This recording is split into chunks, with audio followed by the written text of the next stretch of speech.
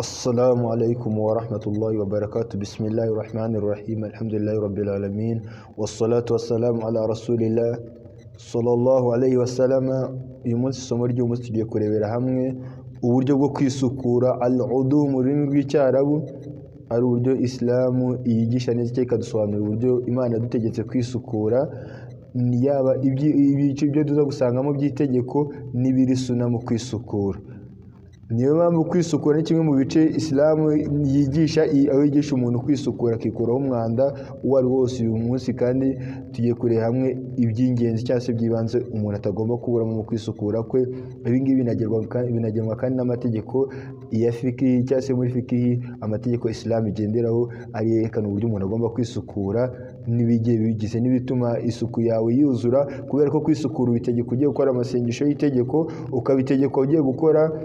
yani ugiye gusoma Qur'ani n'ibindi bikorwa bitandukanye, aho tuza kurebera hamwe n'ibituma iyi suku yacu yangirika inshallah. Kandi hari na bimwe mu bituma iyo suku yangirika. Ibyo ngibyo birimo nko kuba wakwihagarika cyangwa se ukajya muri toilette ugasohora imyanda ikomeye. Harimo kandi kuba wakora imibonano mpuzabitsina cyangwa wagira ikigusohokamo mu gitsina, ndetse harimo kuba waryama ugasinzira bikabije, yani n'ibindi tuza kurebera hamwe inshallah. Hari amwe mu mazi ushobora kwifashisha rero uri gukora udu cyangwa se uri gushaka iyo suku, ayo tubonamo amazi nk'amazi y'inyanja, amazi y'umugezi atemba, tukabonamo amazi ashobora kuboneka igihe urubura rwashonze, tukabonamo n'amazi nk'amazi ashobora kuba ari mu bigega igihe imvura yaguye bakayashyira mu matanka, ndetse tukabonamo n'andi mazi tubona asukuyemo dukuramo nk'amazi yo ku masoko abantu bashobora kuvoma. Ayo ni amwe mu mazi ushobora kwifashisha mu kwisukura. Amwe mu mazi tutemerewe kuba twakoresha mu isuku harimo amazi yagizemo yagiyemo ibindi bintu, urugero nka ji, kubera ko umaze gushyiramo ibindi bintu bituma ahindura icyanga amazi. Nyuma y'uko nyine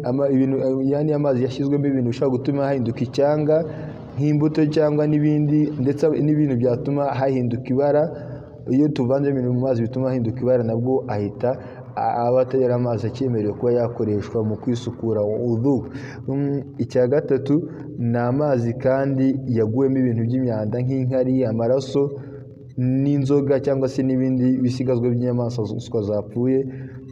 Kandi n'amazi nanone yasagutse cyangwa se yakoreshejwe ku kintu cyari ikintu kiri haramu, nk'amazi yakoreshejwe bari koza ingurube cyangwa n'ibindi, hakaba hari ahantu byagize aho bihurira ku buryo amazi umuntu waba ari kubikoza ibyo bintu yaba yayakozemo, ayo mazi ntabwo aba akemerewe kuba yakoreshwa. Ni wenda nyine ibyo ngibyo umaze kumenya amazi wakoresha, noneho tugiye kwinjiramo neza turebe ngo ni ubuhe buryo intumwa y'Imana sallallahu alaihi wasallam yatwerekereye mu buryo bwo kwisukura. Kubera ko kwisukura ni kimwe mu bikorwa biremereye, yani n'itangiriro ryo kwakirwa kw'ibikorwa byawe, kuko uba uri gutunganya umubiri wawe. Mu kwisukura rero, ugiye kwisukura agira umugambi, yarangiza akabanza ijambo bismillah. Iri naryo risobanura ko icyo gikorwa ugiye gukora ugiye kugikora mu izina ry'Imana, kubera ko ni itegeko ry'Imana. Kandi hari na hadisi zimwe zigaragaza ko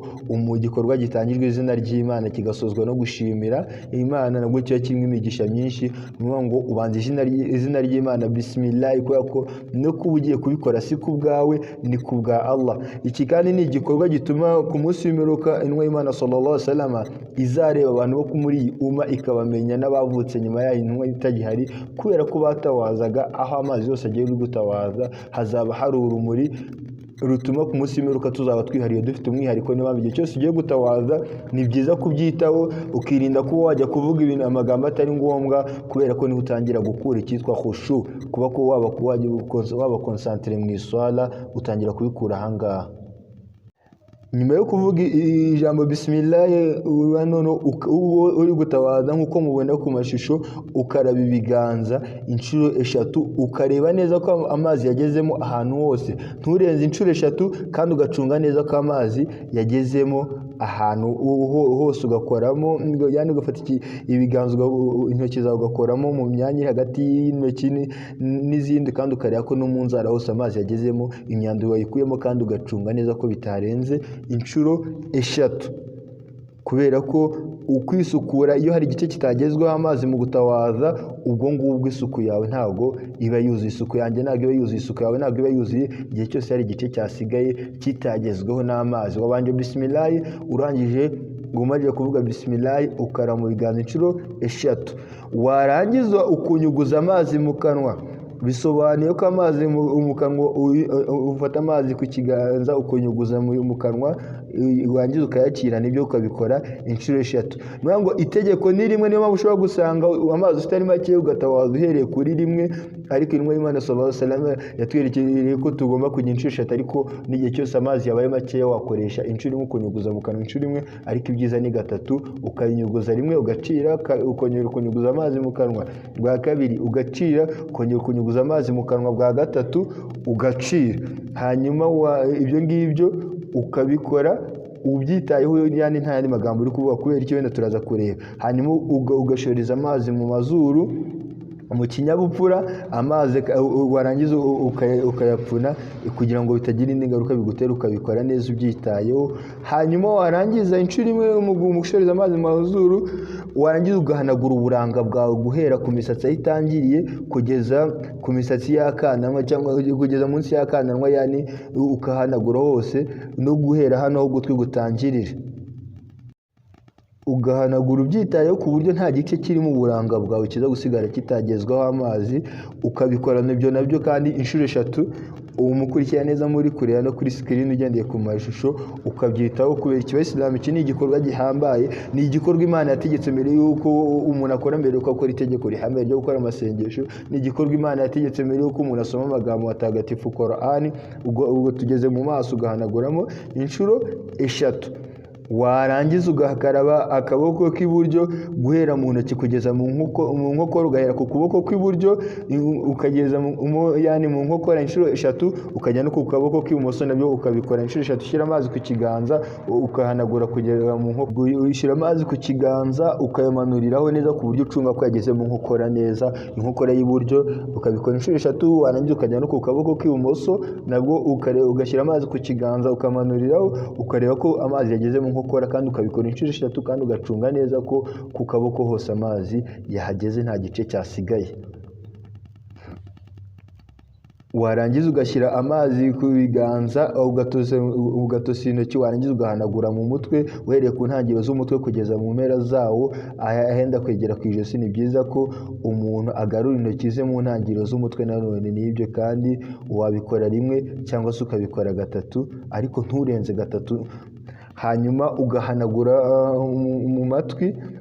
inshuro imwe yani yinjiza intoki ze mu zamukubita uko mu matwi n'ibikumwe bigahanagura inyuma y'amatwi ugahanagura ku buryo mva ko umwanda naho kandi ushiramo kubera ko kwisukura ntago ari uko tubishaka ahubwo tubikora nk'uko idini bitegeka ko bibyinjira mu mategeko y'idini tugareba ko yabigennye nuko tugomba kubikora hanyuma umuntu akoza ibirenge ahereye ku kaguru k'iburyo akoza kugeza mu tubomba nkore n'ubwo ngo ushyira amazi ku birenge ugahanagura ikirenge cyose ukageza uhereye ku tubomba nkore warangiza ugahanagura ugacunga neza ko mu mano hose no munsi y'ikirenge nta hantu amazi asigaye atageze ibyo birenge ukuri kubyoza kugeza aho ngaho matubomba nkore ubikora inshuro eshatu ku kaguru k'iburyo ntabwo wemerewe kuzirenza ukabikora inshuro eshatu ku kaguru k'ibumoso hanyuma igihe cyose ugiye kwisukura hari ubona ku kaguru kawe yani hari imyanda myinshi ni byiza ko kandi ubanza ugakaraba mbere yo gutangira igikorwa cyitwa gutawaza kuko kwisukura kw'itegeko ukabanza ugakuraho ya myanda wangiza ugatangira gutawaza ku buryo utaza kurenza za nshuro eshatu ubu rero tubiboneye hamwe n'uburyo bwo kwisukura wenda hari iby'amategeko mu kwisukura biri faradha nko guhanagura mu buranga guhanagura kandi mu nkokora guhanagura ibiganza uhereye mu biganza kugera mu nkokora guhanagura mu mutwe no koza ibirenge n'uvuga ngo ibi ngibi iyo bibuzemo uba wasimbutse faradha za udhu urongera ugatangira wenda inshallah taala tuzatangira ubutaha ku isomo rivuga ngo ni gute intumwa y'Imana sallallahu alaihi wasallam yakoraga inshallah taala rero ubutaha tuzareba iswala y'intumwa y'Imana sallallahu alaihi wasallam hanyuma hadith dusorezeho nidusobanurira n'ibindi bisobanuro gutawaza no kwisukura mwe mu bikorwa byiza kandi bikomeye Imana ihanagurira umuntu ibyaha kubera gutawaza igihe cyose umuntu yereje Imana umugambi akabikora agamije ibihembo ku Mana intumwa y'Imana yaravuze iti igihe umuyisilamu atawaje koza uburanga bwe ibyaha yarebesheje amaso ye yani bimanukana n'amazi, yakoza amaboko y'ibyaha yakoresheje amaboko ye bikamanukana n'amazi, yakoza amaguru ye